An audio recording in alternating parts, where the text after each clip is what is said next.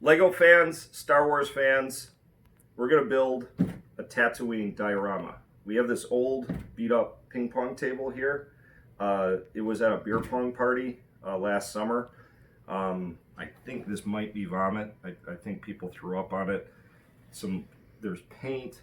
So we are going to cover this ping pong table with, this is 72 tan Lego panels. This is going to be the base of Tatooine.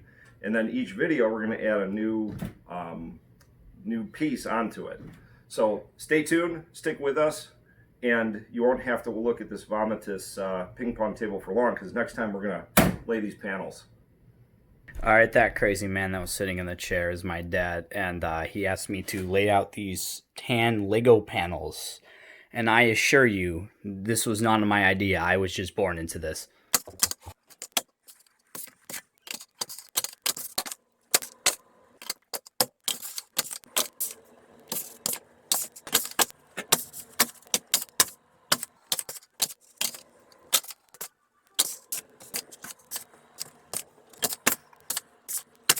All right, I got all the tan ones are laid down. Fortunately, looks like we need 12 more. I'm sure some Vietnamese child would be so happy to whip those up for us. All right, we have our panels laid down, our 72 panels.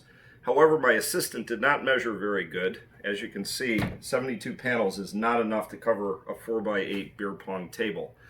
On a good note, though, the vomit from the beer pong game that was there helped adhere the panels to the surface, so now they're nice and stuck down, along with these little connectors that my assistant did. So now we have the basis of our Tatooine diorama.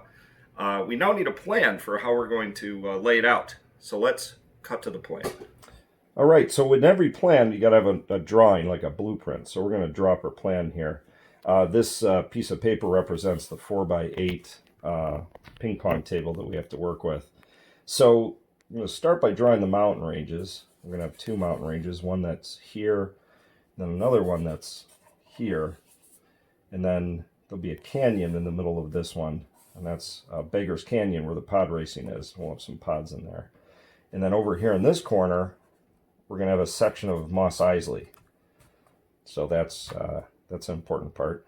And then over in this corner, we're going to have Jabba's Palace.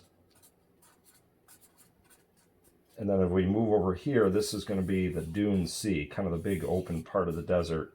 And this is where the Sarlacc pit is, where Boba Fett supposedly died. And the skiff, and that was at the very beginning of Return of the Jedi. Then we're going to have another little canyon here where R2-D2 gets zapped. And so that means we're going to have their escape pod probably crash right about here. Then we're going to have a little, this is kind of where the Jawa's cave is. And right in the middle is going to be the centerpiece of the entire thing, which we're going to talk about next. Oh, and I almost forgot, we have Old Ben's cave, Old Ben's cabin, or his little hut up here overlooking Mos Eisley. So there you go. Every scene needs a starting place, something to get us going. And the thing we decided to start with is the sandcrawler. And we're going to put it right smack dab in the center to get us started. Let's get it in full view there. So let's talk about why the sandcrawler, why we picked this. So the sandcrawler, our very first piece on the board. So why the sandcrawler? First of all, we said it was in the very first Star Wars movie. It's a pretty important part of Tatooine. The Jawas, it was actually in the second prequel, Attack of the Clones. And actually recently was in The Mandalorian, in an episode where the Mandalorian, this guy right here, he actually disintegrated a few Jawas and tries to get parts of his ship back. So we really like the sandcrawler. So why this one? Why the 1,200 piece regular old sandcrawler versus the Ultimate Collector's Edition? And the reason we chose this one was really just size. The bigger one would have been, we would have had to make the mountains almost to the ceiling, but also this one was a lot cheaper.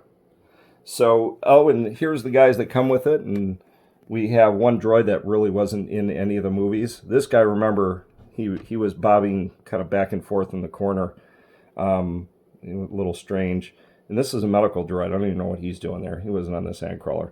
But the cool part is it comes with two Jawas. So here's our first piece. It's on the board.